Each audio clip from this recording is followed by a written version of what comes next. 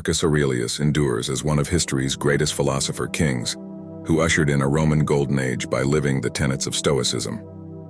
His meditations reveal the inner force of will and virtue, exemplifying timeless principles for leadership. How did an emperor holding unchecked power remain uncorrupted while those around him crumbled from indulgence? The answer lies not in seeking outward glory, but mastery of the inner self. Stoicism's uncompromising discipline exposed Marcus to the flames of self-creation that tempered strength matching his obligations. By caring first for moral character, the rest followed in good order. Forethought and insight that steered Rome steadily on its axis through raging storms within and without. Join me as we explore the 10 seminal lessons that enabled Marcus Aurelius to thrive under crushing pressures. Leadership foundations valid now as they were 2,000 years ago for those shaping civilizations along the exhausting ascent to new heights. Number 1. Cultivate self-discipline. The Emperor Marcus Aurelius endures as one of history's most revered philosophers and leaders, and much of his greatness sprang from extraordinary self-discipline cultivated in his youth. Long before taking Rome's throne, he embarked on a relentless quest to harden his character by learning to embrace adversity as a friend rather than an enemy. Marcus trained to withstand all extremes of heat and cold, eating meager rations and sleeping on the bare ground rather than enjoying the comforts his status afforded. He learned to keep silent for months at a time, speaking only when necessary to build formidable mental fortitude. He chose clothing that was scratchy and unpleasant, eschewing pleasures that might weaken his command of his own mind and body. Most importantly, Marcus continuously subjected himself to social discomfort by begging his teachers to criticize and humble him in front of others. This relentless self-discipline etched the foundation for his later sage leadership. By strengthening his resilience through repeated exposure to hardship, Marcus inoculated himself against the far greater pressures of commanding an empire facing barbarian invasions, grumbling generals, pandemics, and political sieges. When crises arose, he drew on a lifetime of surviving and thriving amidst intense adversity. The lessons he learned about self-control also gave him extraordinary influence. Unlike prior emperors paralyzed by excessive pleasures, Marcus won the people's devotion by living frugally and maintaining strict discipline over his words and actions. His ethical consistency saw him nicknamed the Philosopher King, a ruler uncorrupted by comforts and powers that doomed lesser men. Marcus also created space for his great literary contribution through staunch self-denial. While other officials constantly vied for his attention with petty concerns, Marcus made time for reflection by living simply and funneling inconsequential requests to subordinates. His private journals became the celebrated Meditations, a philosophical opus revered through the ages as a towering testament to human endurance and transcendence. In essence, Marcus Aurelius's commitment to lifelong self-mastery made life's greatest burdens into blessings, spurring enduring greatness. By wedding philosophy with formidable personal accountability, he remains both an icon of noble leadership and a monument to the wisdom one mind can unlock when given rightly to austerity and inward training. Number 2. Question your assumptions. The Roman Emperor Marcus Aurelius ascended the throne in 161 AD, yet resisted the trappings of self-importance that doomed so many rulers. Despite wielding near-absolute power over an empire at its apex, he made humility a cardinal virtue by relentlessly questioning his own assumptions and worldview. Long before becoming Caesar, Marcus trained in philosophy to value above all the pursuit of truth through uncompromising self-inquiry. He learned to mistrust surface perceptions, digging beneath appearances, and received wisdom to grasp reality's deeper patterns. Subjecting beliefs to trial by fire became second nature as Marcus willingly exposed himself to opposing critiques that refined understanding. Upon assuming Rome's leadership, Marcus carried these methods to new extremes. He surrounded himself with trusted advisors instructed to question his decisions as brutally as needed to check an emperor's hubris. During military campaigns, he continued reading dissenting works, keeping alive internal debate, and preventing the complacency of one commanding legions. Marcus reflected at length upon thoughts and behavior to uncover blind spots or misjudgments that limited clear seeing.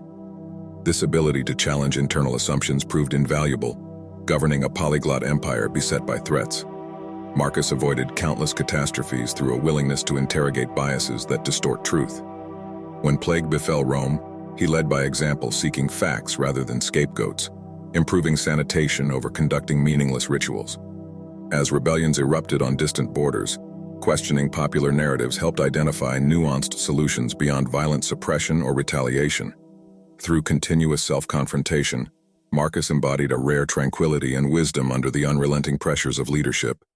He emerged a visionary committed to justice and restraint precisely because he never believed himself all-knowing, a humility-seeding principle still influential today. Number 3. Trust your instincts. The Emperor Marcus Aurelius cultivated a rare balance between incisive logic and intuitive wisdom. Breaking with contemporaries who prized reason above all, Marcus understood that a brittle reliance on intellect alone fractured against life's irreducible mysteries.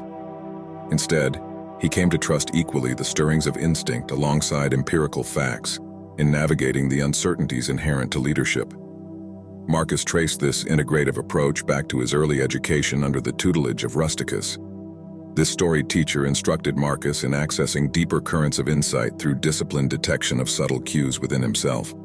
Over years of training to listen to oracle voices below conscious thought, Marcus awakened dormant faculties for probing truth's hazy penumbra where rationality falters.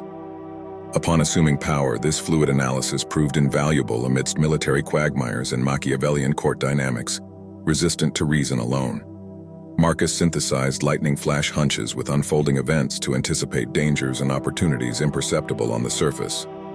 More wooden-minded counselors relying solely on logic grew increasingly exasperated by his preternatural instincts for the concealed complexities and intentions surrounding him.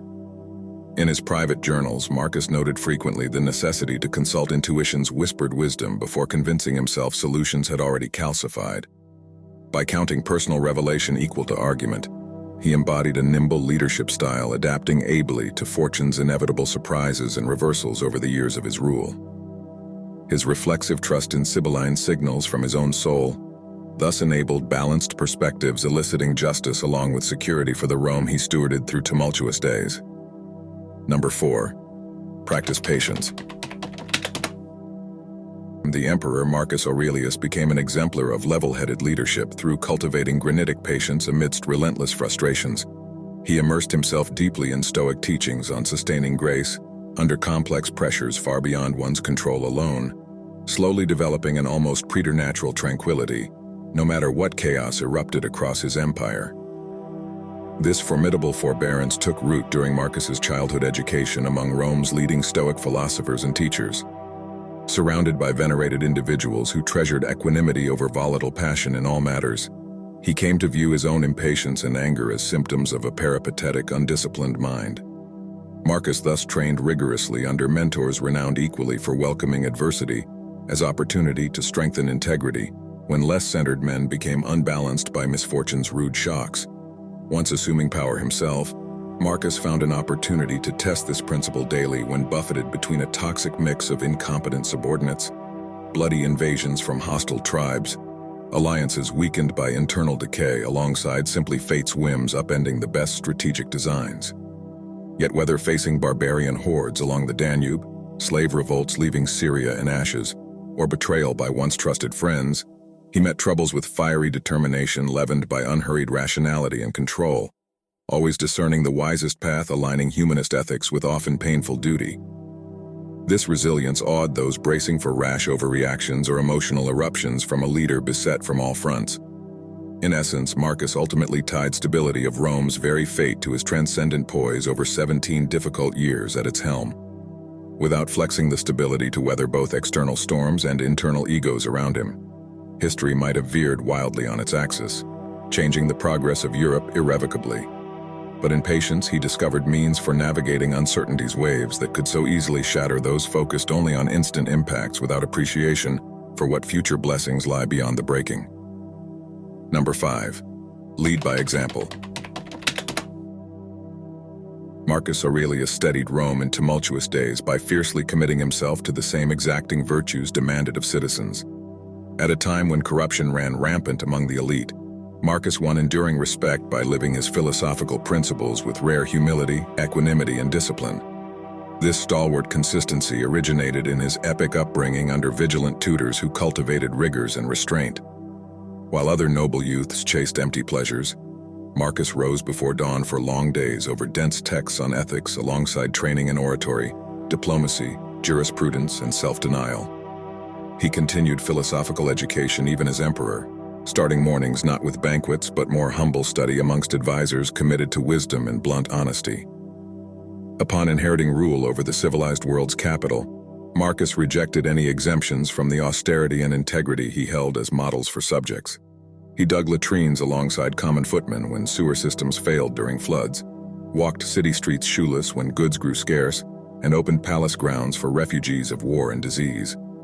Unlike counterparts relishing divine elevation, Marcus won hearts through compassionate sharing in earthly hardship rather than exploiting supremacy. This accountability wedded to service gradually healed Rome's profound cynicism regarding the egocentrism of upper echelons. Marcus proved even those reaching the zeniths of prestige retain choice between higher and lower paths, by adherence to conscience. His leadership by ethical example reignited social trust by reminding people that true majesty lies not in ornamental trappings, but one's personal light burning bright through the darkest nights. Number 6. Be present. As both student and master of Stoic philosophy, he knew anxious fixation on future uncertainties or regrets over the irrevocable past bred only despair and distraction from acting with wisdom now. This ability to hone consciousness on the task immediate, be it treaty negotiations, quelling rebellions, or consoling plague victims, liberated energy normally dissipated over fretting what might or might not come. Marcus channeled full faculties instead toward crisply reacting as each distinct situation demanded. Such presence permitted recognizing and seizing fleeting opportunities that eluded advisors with scattered awareness. While they agonized over hypothetical scenarios, Marcus perceived emerging complexities on the ground with clear-sighted precision. His quick yet thorough adjustments of strategy to shifting realities averted or minimized losses where others paralyzed in omens guessing at coming fortune. Daily meditation habituated staying riveted in each unfolding moment's singularity, without pulled astray by emotions or abstractions. Marcus found tranquility and perspicuous insight only through repeatedly refocusing attention to confront here and now directly.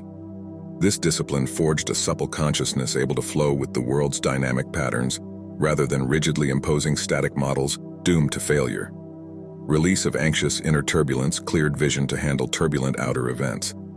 Thus, Marcus prevailed over scarcely imaginable stress through simply receiving the gifts and demands of immediate experience with courage and clarity. His journals reveal a man fully inhabiting the present's possibilities rather than squandering their narrow, fertile ground in distraction over what no longer exists or has not yet come to pass. Number 7. Serve others. Despite commanding the Mediterranean superpower, he governed as a humble servant leader acutely attentive to subjects' welfare. Marcus sought to wield authority not for narrow interests, but for realizing justice, emphasizing society's greater good.